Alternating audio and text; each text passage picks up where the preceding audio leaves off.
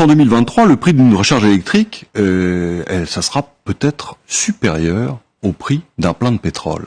C'est déjà le cas aujourd'hui au Royaume-Uni, qui n'a pas de bouclier tarifaire. Depuis cette semaine, ça coûte plus cher de charger sa voiture en électricité que de remplir de bons vieux diesel. C'est incroyable, mais c'est vrai.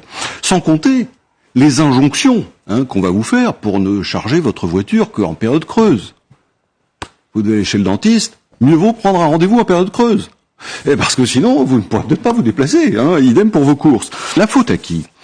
Il y a un impondérable, c'est la guerre d'Ukraine. N'en parlons pas. Il y a une impréparation extraordinaire dont nous sommes coupables collectivement.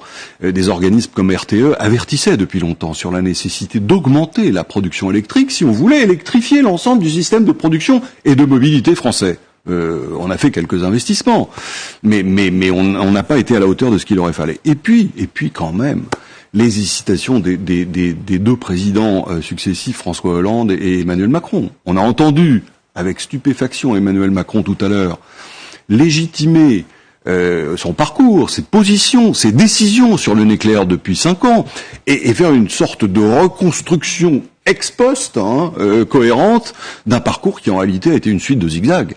Et pourquoi? Parce qu'il a fallu mettre à bord les écologistes. Tout ça nous fait presque regretter le diesel.